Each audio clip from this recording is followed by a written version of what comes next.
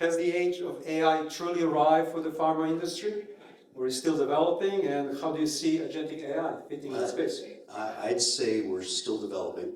We saw a lot of our big clients chase the big shiny object, want to declare themselves an AI company because the stock market, investors were demanding for it. Now I'm seeing more realistic applications. We're not just throwing money at AI, we're finding solutions where it's applied, very much like what we were discussing this morning. Strategy driven with goals and objectives versus, like I said, big spends that most CIOs last year were saying they were extremely disappointed with their AI investments, and there was a reason for that. They were just throwing money. It was a PR initiative. Now we're seeing application. Ali?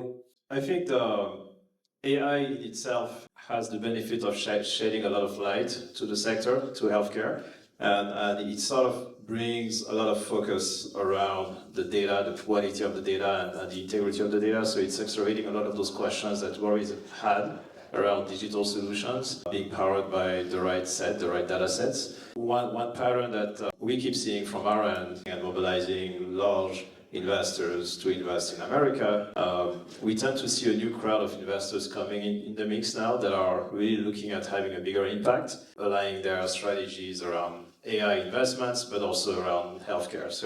So the merit of having so much attention around AI is that it opens the doors to a new set of investors that are coming into the place now that we're talking to that typically would not be interested in investing, in different funds, but because of AI, they, a lot of them have FOMO, essentially come to the table, and we're able to attract them and turn them into active investors.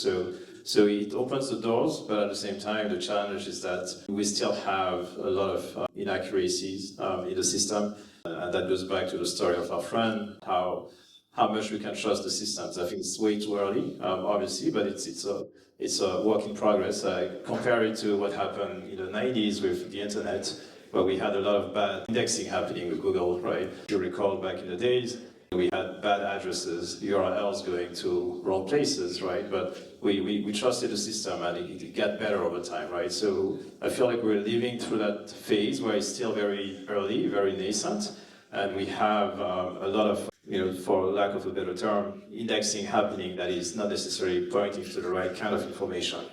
So we need to give enough time for the systems to train all the agents. Healthcare workforce shortage. Kelly, could you elaborate on that? Is its impact overstated? I mean, its impact is certainly not overstated. I am biased, but I think it's the biggest problem in healthcare is actually our ability to have enough people to deliver the healthcare. So the WHO estimates that 11 million people will be short 11 million people to provide care by 2030, and I think that's quite an underestimation.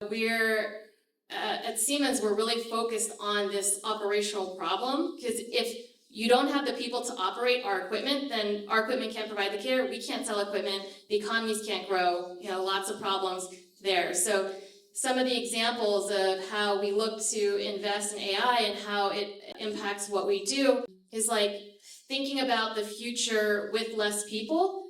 So can we produce self-healing equipment so that you don't need maintenance personnel to fix it? How many people have been in a Waymo, like a driverless taxi?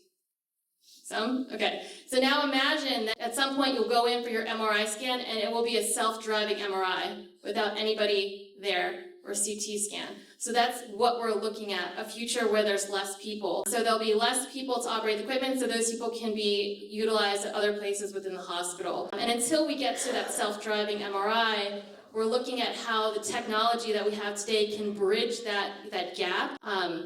This is an example I love. This is a project I've been working on.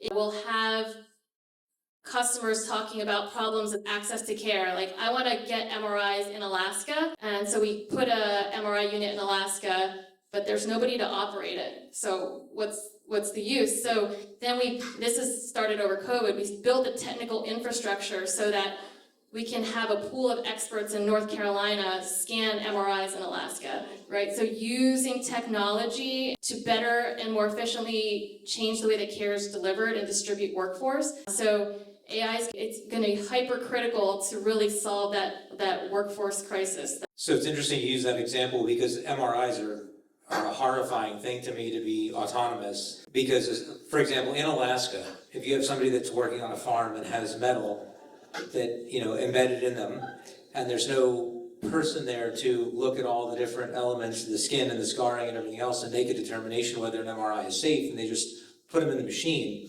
they could end up seriously injured. So I think that there's a hybrid that always has to exist, right? There always has to be a balance. Now, technologists that are skilled at reading the results don't need to physically be in Alaska. But there always needs to be that delicate balance that exists, and that goes back to the topics of governance and ethics and everything else about, you know, using AI agents for one use case versus another is advantageous, beneficial.